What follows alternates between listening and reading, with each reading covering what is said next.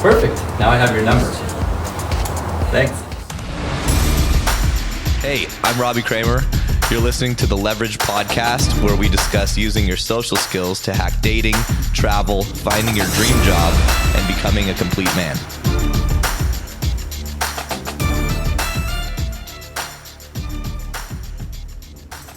Yo, everybody. We are back. And some of you guys, unless you've been listening to this podcast for a long time, probably don't know that way back in the day when I got involved in all this crazy stuff, the world of dating and self-improvement, back in the day, it was kind of like the pickup sort of deal. Thank God now it's evolved a lot from there. But back in the day, I came across a dude, and he was the only guy in that sort of community that was in a relationship, that was teaching confidence, social skills, how to be a better man. And his name stood out to me, Scot McKay, because Scott with one T, for whatever reason, that always stood out to me. And he would also coach alongside his wife. And they had, you could tell on the outside, a really awesome connection. He seemed like a really authentic, awesome dude. And I'd been meaning to connect with you for years, but for whatever reason, we just kind of missed each other. But finally, I'm really happy to have you on the show. Scott is a world-renowned dating confidence expert and coach. He's got a podcast called the Mountaintop Podcast. He's been coaching this stuff way back in the day since, 2005, 2006. I know when I started. Make me feel old, man. And he's also a world traveler, been to over 100 countries, which is no small feat. So, Scott, welcome to the show. Yeah, man. Proud to be part of the black t-shirt posse with you, Bubba. That's right. Yeah, we're good to know we're on the same team right from the get-go here. Yeah, man. One thing the guys will probably be happy to know, you might have the same response as that internet meme that goes like, but my wife and I are still together. We're still stoked. She still looks amazing naked. We still screw like rabbits, and even our kids still like us, and they're starting to be teenagers. So wow, things are going really well. Yeah, it's all good. It's all true. We've walked the talk around here since the beginning, back when it was not your bedpost and trick women and POA this and neg chicks that. It's always been around here about authenticity, about actually liking and respecting women, being a man who has ambition, a plan. It's always been talking about the natural masculinity, the kind that turns women on, and being in tune to femininity and actually liking women, which is something a lot of guys can't really wrap their head around. Kind of like, you're a world traveler. That's probably why we've never connected before, because we've been, crossing paths all over the freaking globe. Yep. But what's really interesting is if you know the history of the drug cartels. I've watched some Narcos. Yeah, no doubt. Exactly. That'll tell you the story. When they kicked him out of Colombia, they all went to Mexico. Basically, Mexico's current drug problem is in many ways an offshoot from Colombia cracking down. And it's kind of like when the pickup artist movement, when they cracked down on the pickup artist movement, with the Me Too stuff and people choking women overseas and just getting a lot of bad rap. And then, that poor bastard that shot women, and he was a follower of one of the pickup artists. It really came crashing down very quickly. Those guys didn't go away. They just kind of became the MGTOW movement, hashtag men going their own way. Still a lot of bitterness for women. It's like, I can't stand those bitches. Let's go out there and have sex with them. It kind of reminds me of the feminist women who are like, all men are lying, cheating jerks and patriarchal narcissists. Can you find me a husband? Exactly. No. Right, exactly. Yeah. So, yeah, man, the reason why we're still here, you and I were joking beforehand about how I was the guy who was married and in a relationship, kind of sort of like a fox in the hen house in the POA movement, where, all these guys were trying to get laid and kind of failing because of the canned lines and the pickup games and tactics. And I was always kind of rescuing guys from that, saying, hey, let's get you a girlfriend and get you a life, Yeah. A lot of those guys from back in the day who swore off the kind of lifestyle I was living are now married and have kids, but they're still selling all their old books. So they don't want you to know that, Right. Meanwhile, 15 years later, we're still here doing what we've always done. I mean, it's been a roller coaster up and down. The men's dating advice industry, you've had to kind of flex in order to stay relevant. And hopefully we're still doing that. We've got the podcast, it used to be called the Chick Whisperer. But Chick Whispering is so 2005. So we changed it to Mountaintop, talk more about men's issues. And yeah, it's good to be here. It's good to be breathing oxygen. My age, it's good to be anywhere. As George Burns said. Good rebrand of the podcast name for sure. Because like you said, the Me Too movement, it's one of the reasons why a lot of people have picked up and moved. I think like I have a lot more fun outside of the US, but Texas, just get out of California. Well, yeah, I'm not going to recommend anybody move to Texas. We got enough people coming here already, but so tell us your story. Tell us your story. You've got a crazy story. I was reading, looking up and Google stalking you a bit before the show, learned about your previous life. You were divorced prior. Yeah. Oh yeah. Well, first of all, you're happily married the whole time, but I've had a lot of water under the bridge. Yeah, well, first of all, I'm the only guy you're ever going to look up who's a male dating coach who doesn't autocomplete when you type his name to scam. Right. Yeah. I mean, it's just, I actually had a guy look at my online reputation one time. And he told me I was the squeakiest clean guy he's ever seen online. And that's because we've always treated our customers and the guys we work with, the guys we talk to, and even, you guys that we interact with, as peers in the industry with respect, like we teach about women. Right. And I've always believed, if I'm a man of respect and a man who believes in good character and integrity, I'm going to like my customers and they're going to like me. And so I've had this opportunity to coach Navy SEALs, captains of industry, famous guys, usually going from good to great, or guys who have very unique challenges that it kind of takes like a Dr. House love for puzzles to figure out rather than just reading a book and spouting the basics out to guys. And that's the story of what we do here. The story of why I'm here is I was always one of those guys who was just afraid of girls and didn't have the knowledge, didn't have the wherewithal. And looking back in my history, it wasn't that women hated me. It's just I was so crappy at reading their signals, dude. Oh my God. I mean, I just whack myself upside the head. Oh yeah. I think a lot of guys can relate to that. Yeah. So, 28 years old, I figured I made, this is famous last words. It's time to get married. Time to settle down. So I ended up married to a woman who was just wrong for me. And she ended up being, I'm going to preface this by saying everybody's got a crazy ex, don't they? No, my ex-wife has the alphabet soup behind her name. They don't even know how to sort out her mental illnesses because basically, and I promise I'm not making this up, she has all of them. Including, usually they're comorbid, they say. Kind of. Yeah. I don't know what would happen if she got COVID. But comorbidities abound, but they're all mental. Yes. She's pretty healthy otherwise. But I mean, she even has what used to be called multiple personality disorder. I mean, she is crazy. I mean, that's one of the worst ones, they say. It's one of the rarest too. But I escaped from that relationship. Not ever expecting to be divorced. And everybody said, Scott, you could have done a better job here. You were a great husband, great father. But I just didn't like feeling like a victim.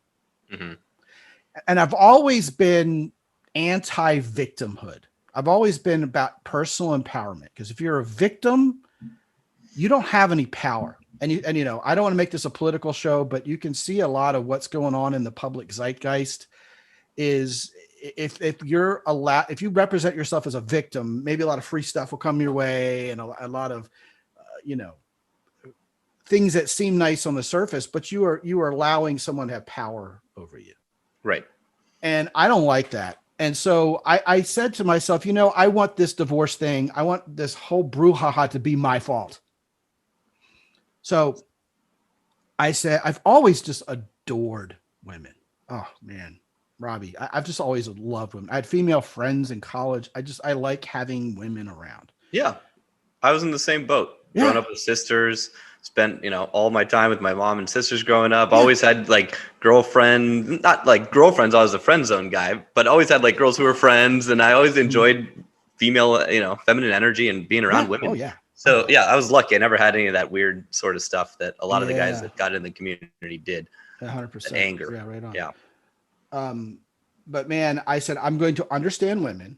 A lot of guys just have been brainwashed into assuming women are an enigma surrounded by a quandary wrapped in a problem, and that you're never going to understand them. Couldn't be further from the truth. And then I was going to learn what it took to be attractive to women. And then it started working. And my friends are like, what's a little schlub like you doing, bringing women like this around? You ought to write a book about it, right? Even women I would put in the just be friend zone after, a time I didn't want to date them anymore. They're like, well, you've been so good to me. You should write a book to other guys about this. So finally I really took a liking to the change in my life. And I was really reveling in this success with women. And I was like, if I could do this, other guys could do it. And it started to become my passion to teach other guys how to do that. But you're going to laugh at this. When I first hung my proverbial shingle as a dating coach, it was before the movie Hitch, first of all. Yeah. Second of all, I didn't know what the seduction community was for like a whole year. I didn't even know it existed. Yeah. I mean, what year was this? 05. Yeah, because you were on David D's podcast way back in the day, right? Yeah, the interviews with dating gurus. They the interview with dating gurus.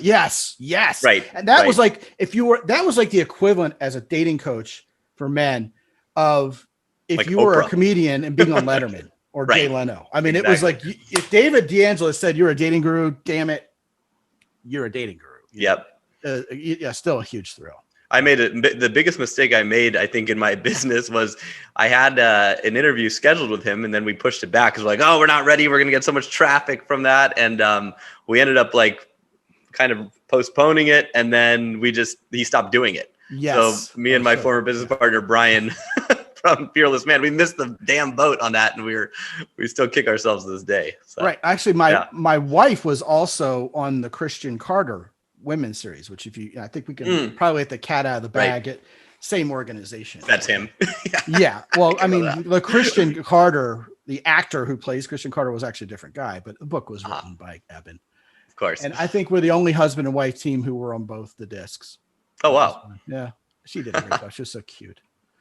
So how did you, so back in the day, like, all the stuff that was kind of around then, that's when 2006, 2007 is when I kind of entered the space as a clueless dude. Yeah. So, how did you educate yourself on what worked versus what didn't? I'm curious about you, because my whole thing, I thought women were attracted to men for the same reason that men are attracted to women. And for me, it was just like, well, I'm interested in her looks first and foremost. So I don't, back in then I was like 50 pounds heavier. I didn't look very good. Oh, wow. Well, yeah. So you're a handsome dude now. I'm better looking now than I was a kid, for sure. Yeah. And I was young. I was 23 out of college. Right. So I was, zits all over my face. I was, most people say I'm a lot better looking now, but I thought, well, I have no chance. I'm not good looking. And I hung around good looking surfer dudes in San Diego and they cleaned up. So I just assumed that's what mattered. But then I'd see a guy, occasionally, a successful guy with a model who was short, fat, ugly, you name it, or meet a guy. And a lot, believe me. Yeah. And I just thought that's the way it was. So was that similar to your line of thinking before you got involved? Well, notwithstanding the looks part, I can relate to your San Diego surfer dudes. Yeah. Because the problem being a surfer dude and surfing all day is you go out with your chick at night, and right when you're kissing her, your sinus is drained from all the salt water all over everything. That is the big dating issue with being a surfer. A bunch of guys who are surfers out there like, yep. They're all nodding their head right now. I can just see them all out there. I've noticed something. I was like every other guy, who didn't want to look gay or whatever, who tried to pretend I didn't know what a good looking dude looked like. Yeah. Because like you, I was thinking, well, if he's getting women, that must be what women think is attractive, and I don't see it. And then like you, I realized that it was more about charisma and charm and how you carry yourself and natural masculinity.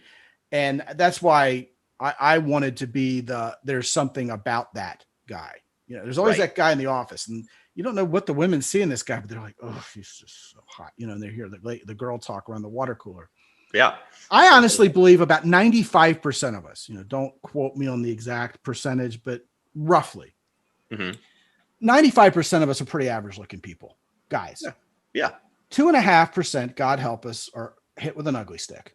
You're thinking like, that guy will never get laid no matter what I do.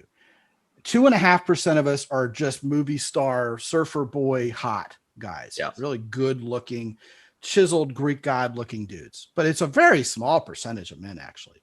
And I've noticed something extremely interesting. First of all, I've seen guys or ugly stick material with really hot, cute girlfriends who adore them.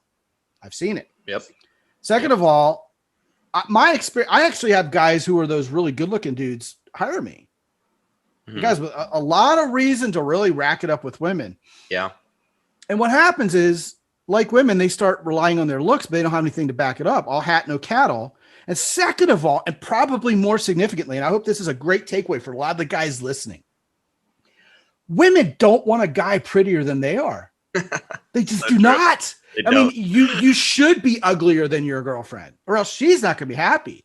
Yeah. So in that middle ground, the 95% of us are all about doing the best with what we got. You and I are well groomed. You know, I shaved, I take a bath, I make sure the whites of my eyes are nice. And, you know, I don't, you know, I lost 50 pounds also, by the way.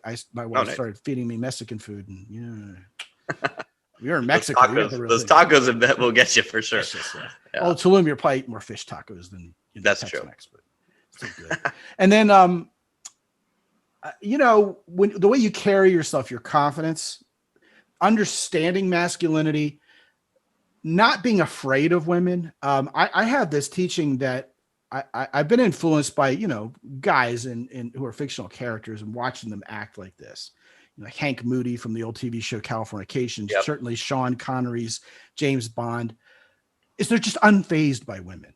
Yep. Women can't hurt me, nor do they want to. Instead of, oh God, she's going to reject me, she's going to hurt my poor widow feelings. They don't give a rat's ass. They love women. They're playful. They're fun. They have this trait that I call warm levity.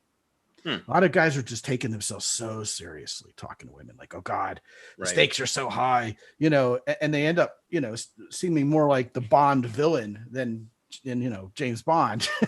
and it doesn't work because girls just want to have fun. And the more you coax out that warm playfulness in women, the more they feel like a woman, the more they get horny for you. And it's that confidence, that willingness to allow a woman to feel safe in your presence. Like the harder you push her to have sex with you, the more she's going to run away. Yep. Yet the more you just enjoy her presence and give her a place to frolic around. I love that word, as a female. I mean, my wife is going to be 50 this year. She looks great, but she still giggles like a teenager. Yeah. Oh yeah. It's precious. Mm-hmm. And you know, they never outgrow it. And that's because as a man, we provide, protect, and preside over the safe space that women feel free to be feminine, and they give their feminine gifts to us. And that's when, well, I mean, you know, at the most visceral level, that's when the clothes come off. But it's also when you really see just how valuable women can be in one's life and how beautiful they are and how wonderful it is to have them here. But if all you've ever seen is broken women who treat you poorly, you know, then you're going to reap that. You're going to reap what you sow there too, unfortunately. A lot of guys have some bad habits and some bitterness towards women, and they shouldn't be surprised when women aren't interested. But, you know, the tendency is to blame the other side and think of them as another species. So one of the things I wanted to ask you was, you know, when we spoke offline the other day, we both kind of agreed upon the fact that to be happy in a relationship or a monogamous relationship, for a lot of guys, you have to kind of go through and kind of have your cake first. Kind of get some of those things that you want to do as a single guy out of the way.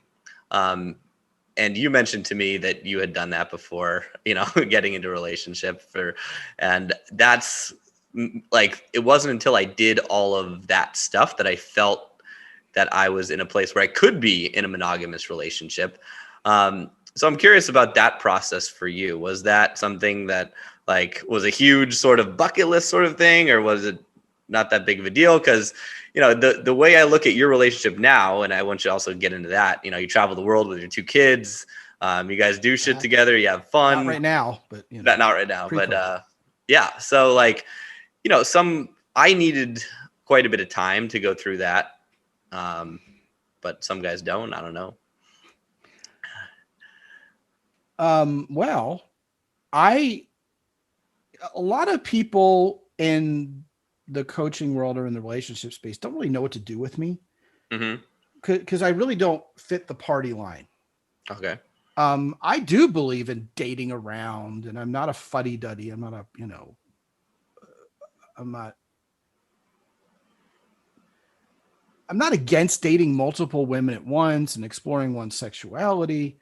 Uh, I did. I got to the point where I could date multiple women at once, and most of them only wanted to date me, and I was being perfectly honest with them. I wasn't a player, Mm-hmm. but I found when I treated them right and respected them, and didn't pressure them sexually, I had women around all the time who adored me and wanted to be sexual.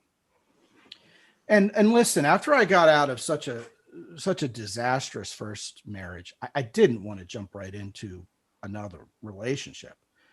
And I certainly didn't want to jump into the wrong relationship and get it wrong again. I mean, I was determined to get it right. So that there were talks with women. Okay, women are like, oh, you're boyfriend material. You need to be my boyfriend. You need to go exclusive with me or I'm leaving. And I would just say, bye.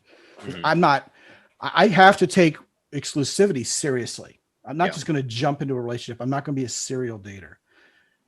And some women respected that. Some didn't.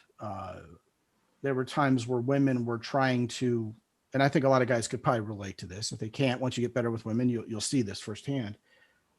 They'll pressure once you start becoming a chooser instead of a chaser, and it's absolutely a myth that men do the chasing and women do the choosing. When chasing versus choosing is dependent on how many options one has, purely. Yep. In a great world, like with my wife and I, we both chose each other from many options. Nobody chased anybody, so that's a false choice.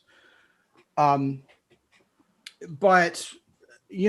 I would say to them, I take exclusivity seriously. And I would find that women would try to pressure withholding sex, leverage withholding sex to get me to be in a relationship with them.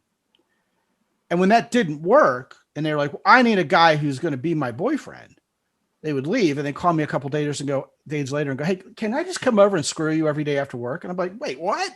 It's like, Yep. You said that, just forget what I said. If you're not going to be Mr. Right, you're going to be Mr. Right now. A lot of guys out there going, yeah, right.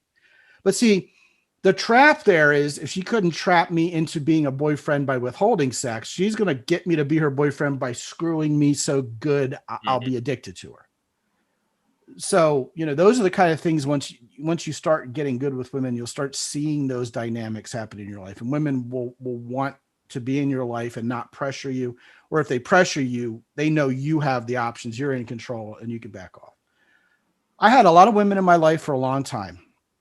Several years. Some guys would be like, well, I'd need at least 15. I don't know. When you're doing well, it's amazing, especially when you're getting to be a 40-year-old guy like I was, where you're ready to have another. I hadn't had a son yet. Mm-hmm. And, do this right this time, because, the first relationship was a disaster. And I said to myself, I got to the point where I raised the bar. And I guess another little tangent here, not a very long one, is most guys don't even know who they're looking for. And plenty of women don't.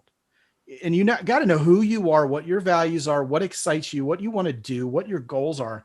And then you're better at recognizing the holistic package of the right woman for you. Yeah, she's cute. She turns you on. She's your physical type, but she also likes to do the same kind of things you do. She believes the same way you do. She votes the same way you do. She eats the same food you do. You agree on stuff. Like, you get each other. Okay. Yeah. And that, I got to the point where literally every woman I was dating, I was good at weeding them out. And I had several women at one time who I could have theoretically been happy with for the rest of my life. And that's a fact. Yeah. And I said to myself, I think I just want to pick one and go forward with this and be done. Mm-hmm. And then I met Emily, and 9 days later, the other three were gone. Yeah. And it came down to this. It's like, who do I want to spend time today with? Emily. Tomorrow, who do I want to spend time with today? Emily. Wednesday, Emily. Thursday, Emily. Friday, 3 guesses. Your first 2 don't count. And I finally said, I don't need any other women. Mm-hmm. A lot of guys ask me, how can you have the same, after being successful with women like that, how can you have sex with the same woman for 15 years monogamously? It's a good question. And it's funny. She and I are such a team, and we adore each other so much.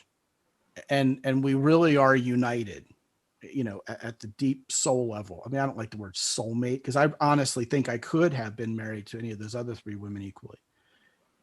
But I was actually on a podcast for doing media with someone who's a sex expert who asked me this. Mm-hmm. And I said, the reason why I don't get sick of my wife is the same reason I don't get sick of masturbating with my own dick. It's reason. just a part of me. Yeah. I mean, I'm not going to look down one day and go, ugh, that dick again. Right. And I know that sounds really visceral and weird, but my wife is my sexual connector. Mm-hmm. It's like a plug saying to a socket, oh, that socket again. I mean, look, I can look at porn and I can say, okay, now that's a hot little piece of ass at a visceral level, but I'm not going to trade that experience in for my wife. Right. Now, a lot of people are like, oh God, here we go with the tender lovemaking. No. My wife and I screw like a porn video. Yeah. I mean, but we trust each other enough to do that. I mean, we get our rocks off. There's very, very seldom this tender lovemaking. It is screaming, hair ripping, leg spreading porn. Okay. Mm-hmm. And, we don't have the need to have it 3 times a day. We have it plenty, but it's not, it is part of our connection. So it doesn't get old. Right. Yeah. It's kind of a visceral, almost a Zen-like thing when you think about it. But that's exactly what it's like. Just like I don't get sick of myself. It just seems dumb to think about getting sick of her because I just adore her. She's what I chose and what I want. Yeah. I'm glad you said that because I had an almost identical experience with my current partner. We've been together 6 months and I was in the same boat. There were a bunch of girls that I was like, yeah, I could be happy with her. She's cool. We have a good connection. But when Maria came around, it was just like, I want to hang out with Maria. I want to hang out with Maria. Like all the sort of those other girls, I just didn't care. Good. I don't feel weird anymore. And yeah, at first, obviously, like the sex is crazy and it's like, 3 times a day and insane. But then it really just becomes part of your connection. Mm-hmm. I was non-monogamous forever. Because I was like a serial dater and a cheater before that. And now it's just like you could go have sex with a hot piece of ass, like you mentioned, but you're just not going to have that connection. It's not going to feel really the same. So, for me, like giving that up has been it's been great because it's just one thing that I just don't have to invest so much time and energy on searking for all the time. Like that's a good point. Yeah.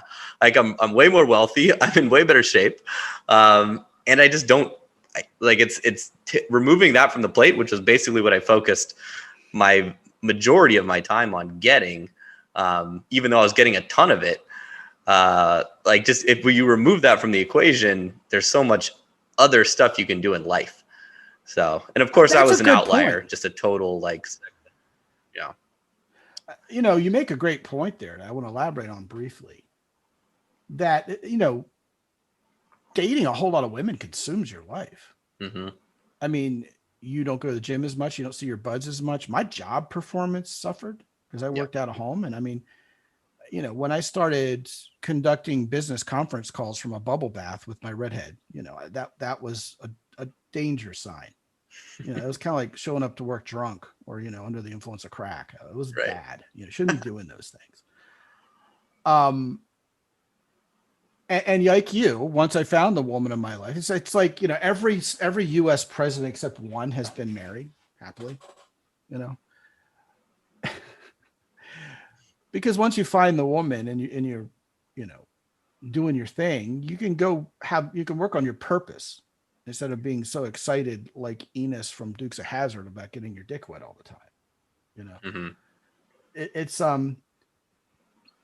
I know this is sounding so boring to a lot of the single guys out there, but I can't underscore enough that, like you, we've experienced it all. I mean, I've lived in a 4,000 square foot house, okay, with the big, huge, awesome kitchen and the wraparound stairway and everything. And I live in a house half that size now, and I don't ever want to see another 4,000 square foot house in my life.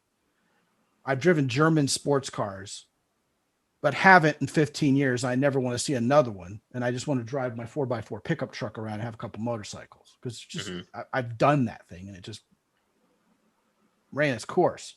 and ultimately wasn't worth it. And so, having the drama of a bunch of chicks who you don't really love and you're not really perfected with, and then you finally meet this woman and she's one of you and she's sweet and she's kind. And my wife is the collision of every celebrity crush I've ever had mashed up into one human. It's amazing. It's supernatural. It's preternatural. Yeah. But I mean, all of this is predicated on having the ability to do what I call deserving what you want. Mm-hmm. A lot of guys feel like, hey, I already deserve this. Just go, the universe will give me my pussy, you got to be the kind of man that the woman of your dreams is going to want in return. And that kind of comes full circle to identity, knowing who you are, what you're about, and recognizing the woman who not only is precious to you visually, but in every other way also. Yeah. Yeah. There's a lot of guys out there that feel entitled to it, I think. Like, and women. That's not gender of course. Women too. Yeah. Especially probably. Especially women. Yeah. Especially in the US, every girl deserves a Prince Charming, right? Well, I think the UK might be worse from what I'm able to gather. I've never had much luck with British chicks. Maybe that's why bastards in the UK are just heads are scrambled. Totally. Yeah. So yeah, it's and the big thing I see, it's like guys saying, "Oh, I want this, that, and the other," but they're not the equivalent of that to attract that girl. Boom. No. There's no easy button. Right. Yeah. There's no killer pickup line. Remember about 5-10 years ago? I mean, some people are still trying to push this. Okay. Remember, everything you saw was one of those god awful slide presentations with the words that hypnotically drew you in. It was like, here's 3 simple, obsession phrases you whisper in his ear. It makes him stop watching porn, never want another girl again, and be, committed to you and only you, wanting to spend his whole life. It doesn't exist. No, doesn't exist. You good gotta do marketing. the work. Well, sort of. The easy button. It's not your fault, right? Yeah, right. It is your fault. That's good news, because then you're not a victim anymore. Yeah. Yeah.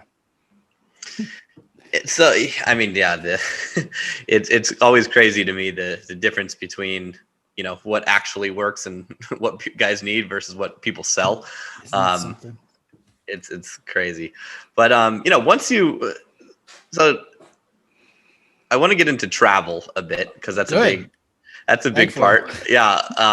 I've probably met less than 10 people who've been to over 100 countries. Me too. And I've My been wife's one of them. Right. I've been to over 50 and I don't meet people very often than that. So like, they're all assholes except for my wife. Telling you the truth. I mean, I know there are a couple of them who I'm friends with who are wonderful folks, but people who are country collectors, let's just go on record. They're usually very selfish, very, very self-centered people, and very kind of almost wonkishly goal-oriented with that. Because it's not like collecting Lego sets or Batman figures. Going to a country is hard if it's a hard country to go to. And I mean, some of these people are obsessed with this. But I do know some wonderful people who are extremely well-traveled and have great stories, but continue.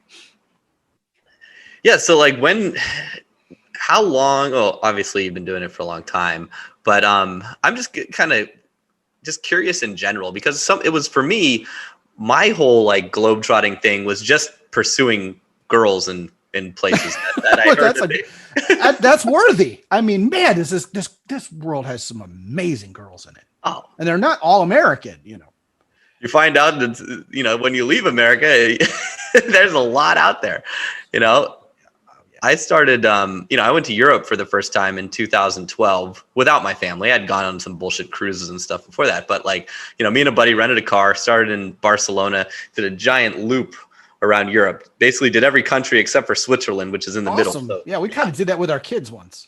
Oh, nice. Not the whole Europe. I mean, it was still cold out, so we stayed south. But yeah, we basically most of Western and Central Europe. Like we got all the way to like Poland, then down to Hungary, Croatia, and then circled back down the wonderful places and underrated. Yeah. Yeah, and the further east I went, the more beautiful the women got, and the more sort of they enjoyed a direct sort of style of communication, which I liked because at that time I was like, flirty little minxes, aren't they? Yeah. Oh my God. Yeah. So I just kept going east, and, I ended up in Ukraine, kept going back, loved Ukraine. Then I went down to South America, fell in love with the women in Colombia, Brazil. So, but now listen, I got blue eyes, which is a huge help in South America. oh my God. Yeah. In Brazil, South America, like you guys are. I remember when I moved to Yuma, Arizona, and the Mexican girls went, "Oh, blue eyes." I'm like, "Oh, Mexican girls." It worked well for us. Yeah.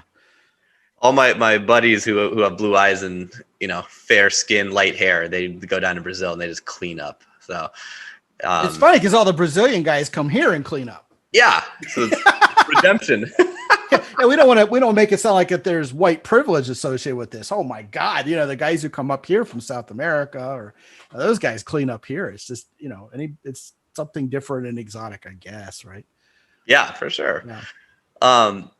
So for me, once I kind of hit all the places on the map where the hot chicks were supposedly, I slowed down my travels and just kind of kept going back to those places.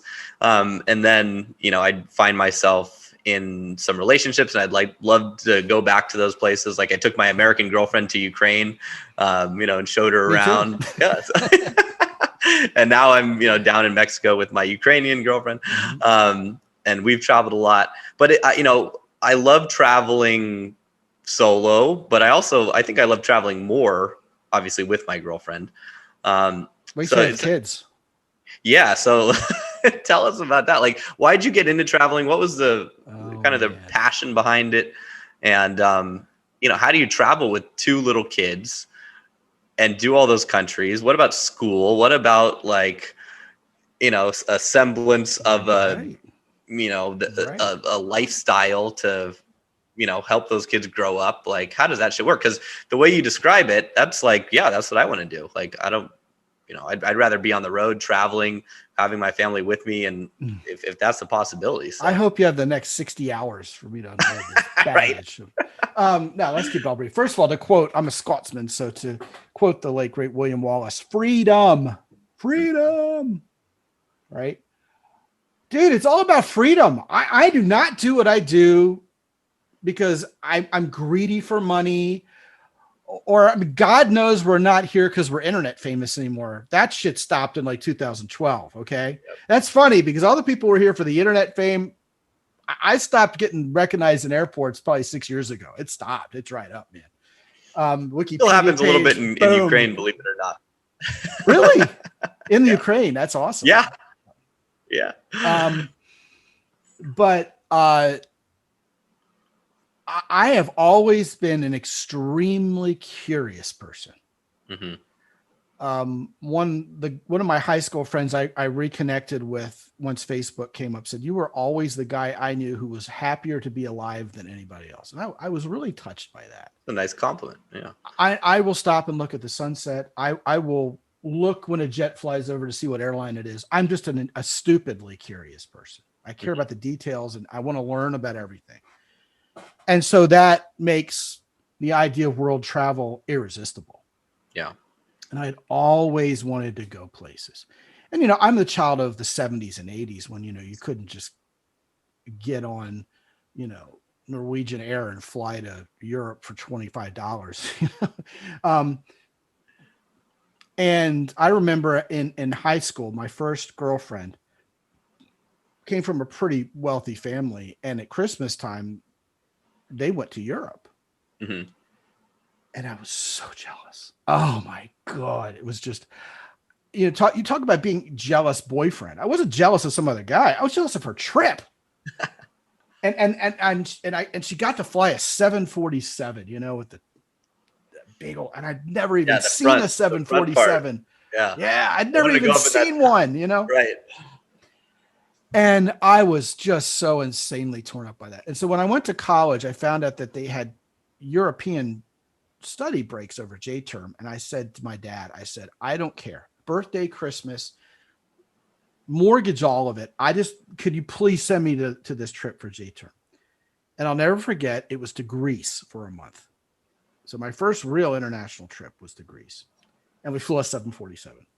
Nice. And it was one of the most horrifying flights I've ever been on. This was in 84 and it was a horrible flight. Mm-hmm. And even the flight attendants were strapped in chain smoking, which I later found out that's when you worry. Right. And all I remember when I got off the plane in Athens is what it smelled like.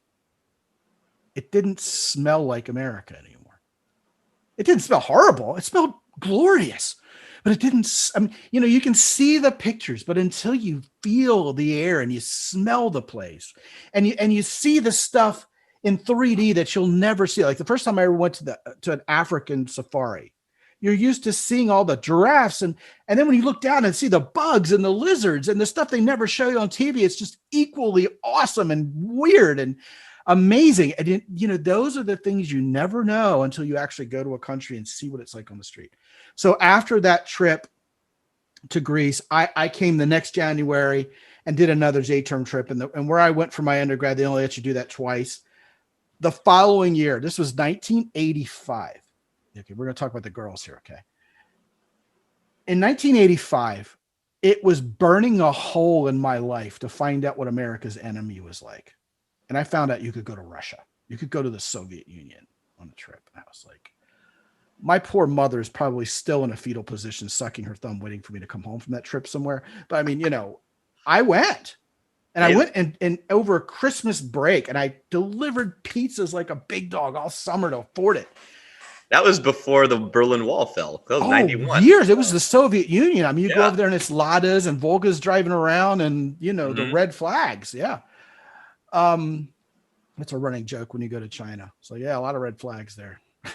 A lot of red flags. And one of the things that just drove me, it just was amazing to me, was how hot the girls were in Moscow. Just gorgeous. Ridiculous. And adorable, like cute and feminine and little blonde, bright-eyed, smiley little creatures. And they all dressed horribly. They all dressed like military boots and gray. They didn't have, jeans. They all wanted to trade me shit for jeans when I was over there because you couldn't buy anything like that back then.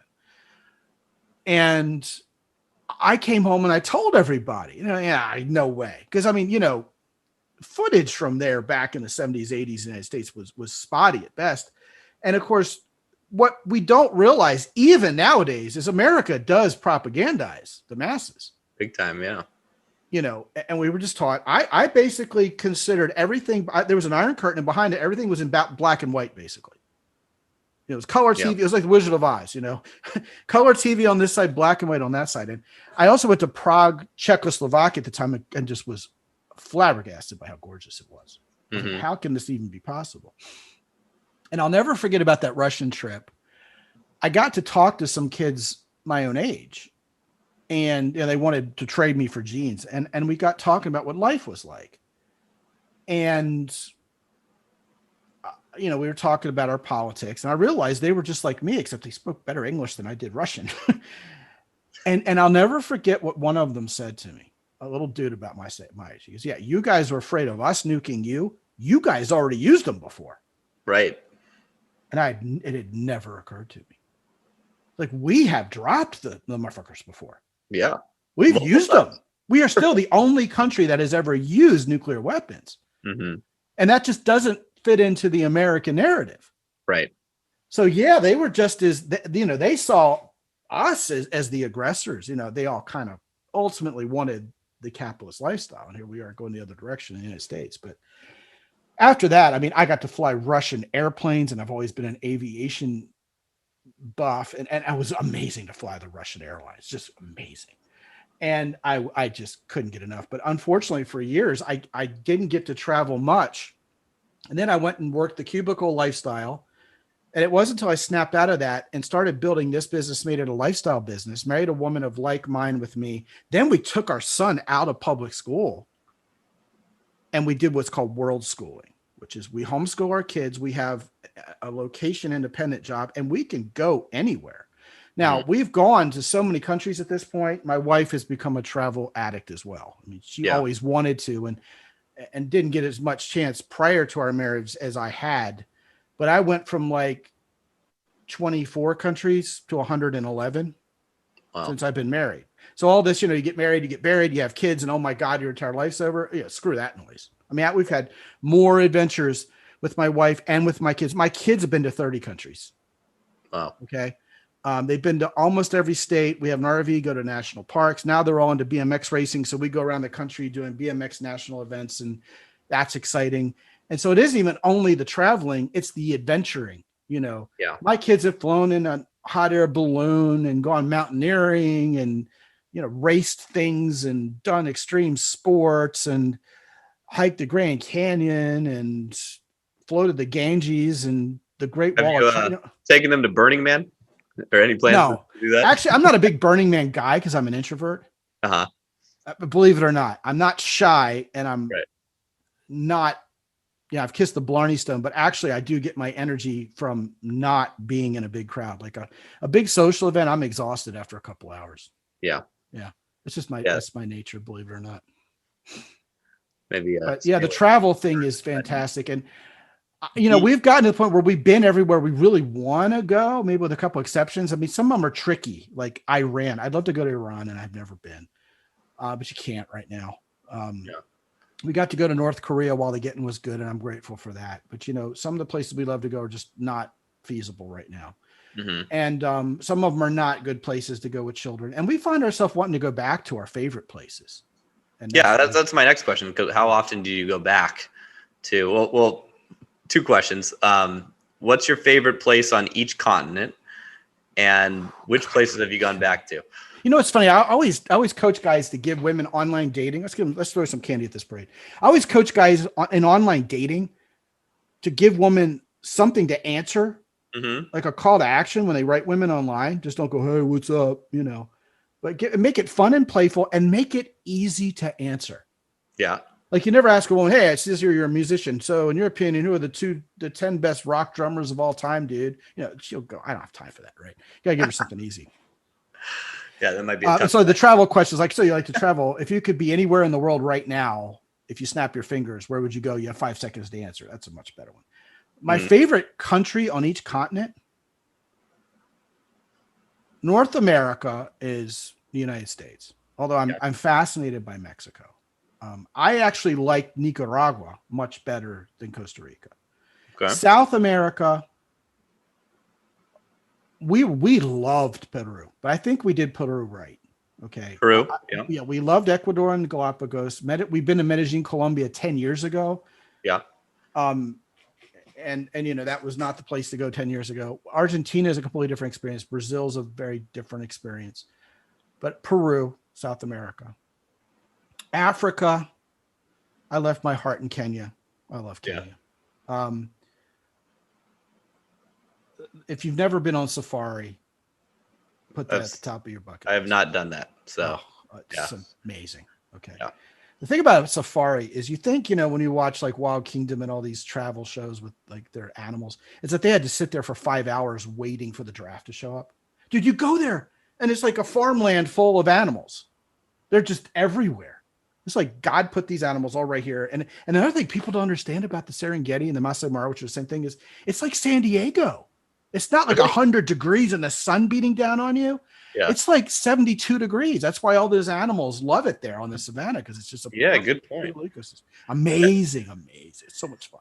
Oh. The way I always thought about a safari, which is maybe why I haven't done it, is I've always kind of had like I'm sure this is wrong, but the idea that it would be either like a Jurassic Park prior to the T-Rex coming out, where you're just kind of like in the vehicle, you're going around, you're looking at some shit. Because I went to like the San Diego Wild Animal Park. No. I would rather see an anole lizard in the wild than a panda bear behind in a cage. Right.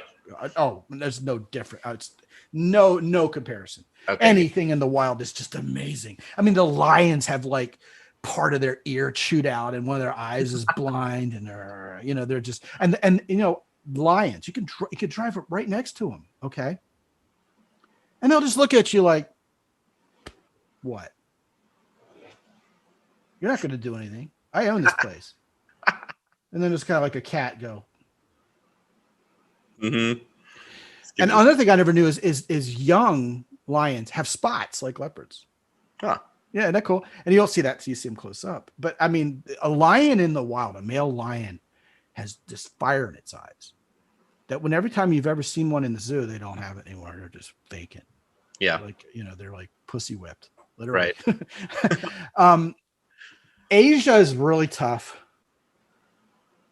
I love Tokyo, Japan. I could just never, ever, ever get bored of Tokyo, Japan. But Cambodia comes to mind immediately.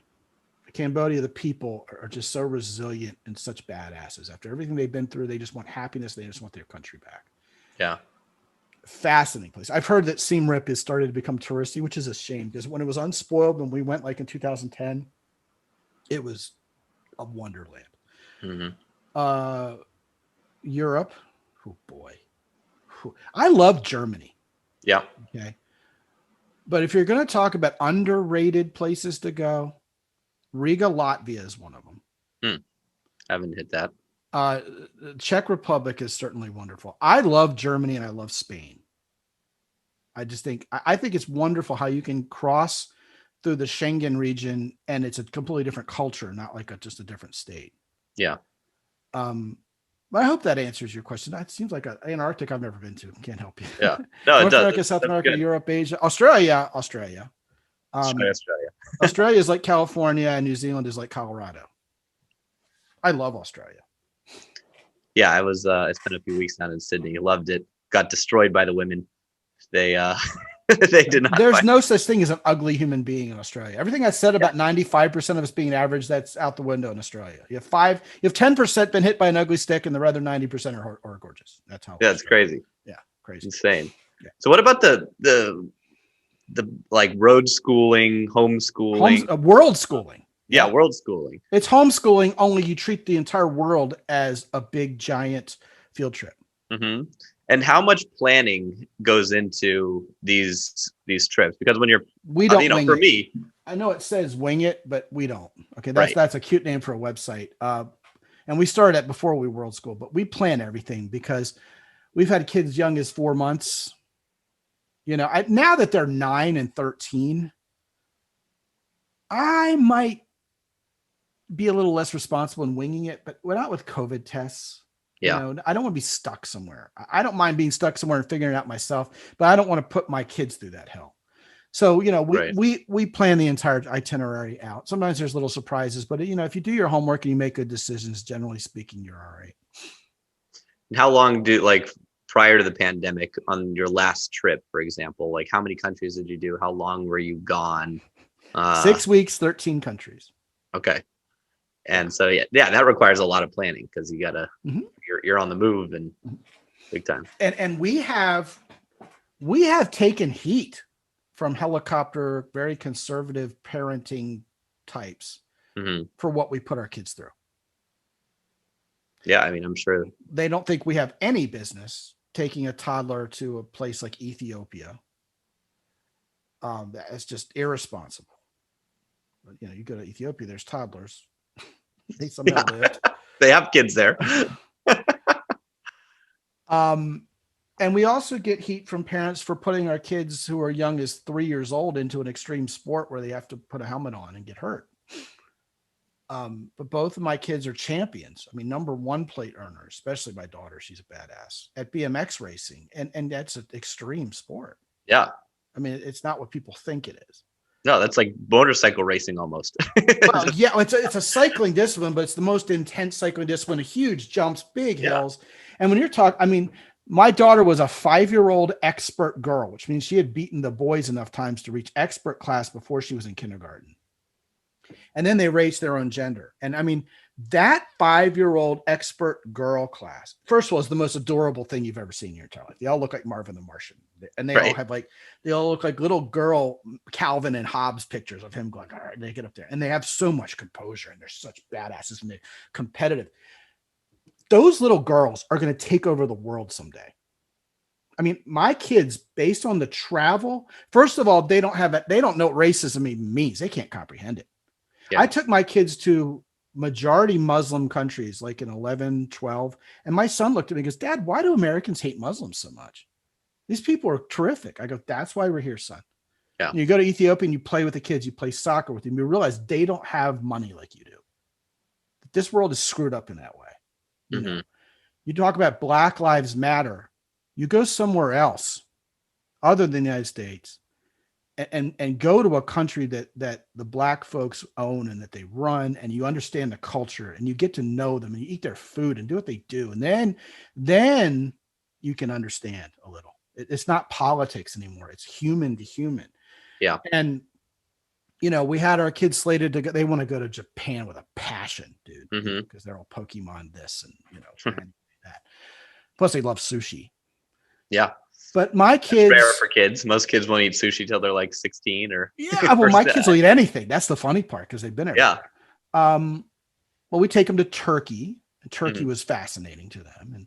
And we've taken them places like Armenia and Ethiopia, where they have, the religious traditions are very different and odd to American sensibilities. And my son is very polymathic like I am. And he's just asking all these questions and learning and fascinated by all of it, And we take our kids to breweries and wineries and distilleries and let them ask the questions. Like we'll go to a whiskey distillery, and my kids are the only ones on the tour, and they're asking the most questions. Yeah. It's the world, Yeah. And my kids, they're fearless. They're courageous. I'm not saying they're stupid. Mm-hmm. They're gritty. They don't quit easily. They're not wimpy. I mean, they can get on their electronics as much as anybody else. We have to kind of kick them off it, but they know what it means to win and to lose.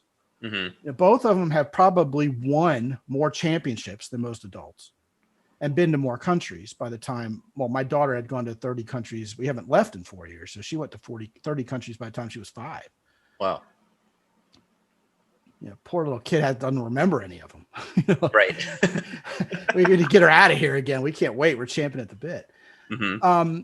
But we want them to meet other people and experience other cultures and see that everybody's different. And I'm not raising colorblind kids. Yeah. I'm raising aware kids who see all of us as valuable and interesting and having something to add to the world. I want them to understand other cultures are different and appreciate them. Not go, who are these, bastards over there with the pointy hats or whatever. I mean, that's the low end of humanity, And so, I mean, anytime it gets real political, it breaks my heart. Because to me, if Black Lives Matter, then Ethiopian lives matter. Mm-hmm. Boko Haram and, Darfur lives matter. Yeah. And I think a lot of Americans don't even know what's going on in Ethiopia right now. And there are injustices in the world. There are places, anybody thinks America is the worst country in the world and has ever been, they're just naive. They look dumb. They don't realize how silly they look. And, yet we have this arrogance in the United States that we're the greatest country on earth. I remember when I grew up, I mean, this is very far away from women and dating now. I remember watching the Olympics when I grew up and being appalled when an American lost. I'm like, how could an American lose the Olympics? We're the Americans. Right. That's propaganda. Yeah. And you go to these other countries and you realize, all right, they don't have some of the advantages and the privileges that we have here in the United States. But they also don't have some of the complications. True. Like my wife is lactose intolerant, but she can go to Ethiopia and drink the milk and not even get sick. Maybe because of the chemicals we put in our milk, dude. Maybe. And you realize that I feel more alive in these countries, that there's nothing more insulating and boring than American suburbia. Totally. It's just life sapping. And you people go hang don't, out with yeah, people. you really, I'm so glad you said that because I felt the same exact way and I just didn't have a way to describe it. It's like, you just feel when you're living in suburbia. Too insulated. I grew up in Huntington Beach, Orange County. Well, that's not a bad place to experience suburban boredom. No, amazing. Amazing. Yeah. Surf City.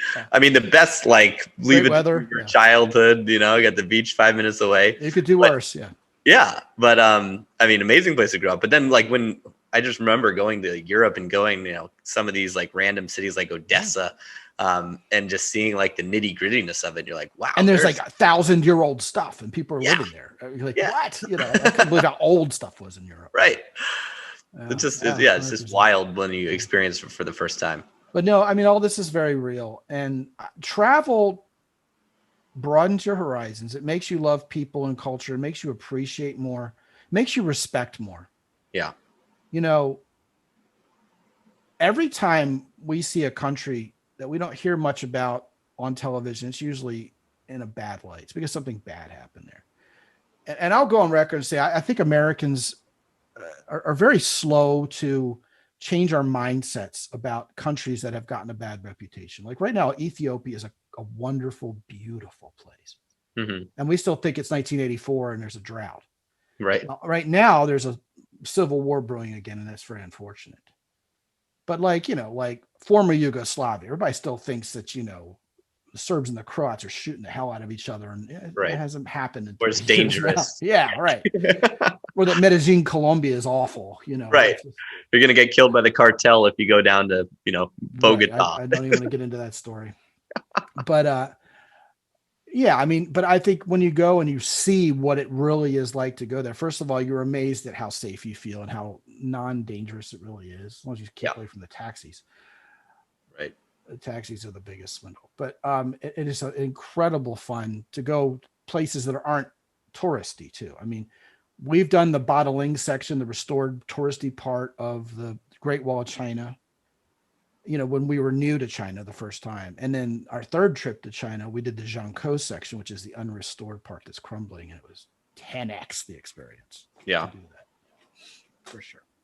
Yeah, I've always enjoyed the places that are devoid of tourists as much as possible. There's nothing more fun to me than having a world landmark all to yourself. Yeah. And it's happened a select number of times. It's just earth-shattering. It's amazing. Yeah, crazy. Yeah. Cool. So when are you guys going to think about hitting the road next? When? Well, I keep pushing back the tickets. We were supposed to leave in September for 7 weeks in Japan, Myanmar, Vietnam, and Thailand. And that got shoved. And I don't think Myanmar is a place to take your kids right now, unfortunately, which breaks my heart because that's on my bucket. That was the one place I hadn't been yet. Oh yeah. But the cool thing is, like, when you go to these countries for a second or third or whatever many times, and you get to introduce your kids to them, your kids are seeing these places through an entirely different lens than an adult does. Yeah. Like in Ethiopia, the kids there, and it's a developing country. The kids there had seen, Anglo people before, but not their own size. Wow. They'd never seen tourists their own size. White kids. And oh God, they were so fascinated. Like, I can imagine. It was like they were rock stars. Everybody just wanted to meet Sarah and John. Sarah and John were a little overwhelmed. I said, no, they're not going to hurt you. They just want to meet you. They're amazed. That's such a cool experience as a kid to have that. They just wanted to play soccer. They would hold up a soccer ball and go, come on. Yeah. Right. Oh, they invite them to their house. It's like, wait a minute, hold on a second. We're still here. The parents have got places to be, It's just people are so wonderful. I mean, people all over the world generally very friendly and very giving and very generous and less giving, but very, very much happier than people whose lives got complicated. And what I think is a huge, huge mistake, and you even see it now, even within the States. I mean, there's people saying that everybody in Texas shouldn't get a COVID vaccine because of the governor. Such a huge, huge naive mistake to judge a populace based on their government. Oh, we met the sweetest people in North Korea. I got a picture of my wife. I got a video of my wife dancing in the park with a North Korean grandpa. And the translation was, he was just a highlight of his life to be able to dance with an American girl in the park in his homeland. Yeah. It was just such a treat. Like something he never thought he'd be able to do. And I mean, it's just, people like bomb Iran. I've never been to Iran. Everybody I've ever talked to said it is the friendliest country on earth. I mean, that would probably strike most people in the United States, certainly as I, but the people almost everywhere are wonderful. Yeah. Yeah. You totally find that. And it's unfortunate because the news obviously paints a different picture because, as you said, you just hear about the bad shit. And then you think, oh, everyone in, And then the bad shit sticks. Right. Yeah. Yeah. Have you ever been to Belarus? No, but that's like Minsk is an hour flight from Kiev. And I've met so many amazing Belarusians in Kiev. Maybe the prettiest girls on earth. Yeah. Oh my God. It's and it's funny. When we went to Belarus about 5 years ago, they were granting 200 visas per year to Americans. Nobody goes to Belarus. Nobody goes. And it was so hard to get in. But boy, was it amazing. It was like, it felt like 1986 Soviet Russia. It really did. But the girls sure were pretty. Ooh. Yeah, every guy I've talked to about it, they're like, yeah, you should go. It's I mean, they say Kiev is like a little bit more of a party spot than Minsk, but it's definitely on my way. Yeah. Now, also the Baltics, of course, but that's well known.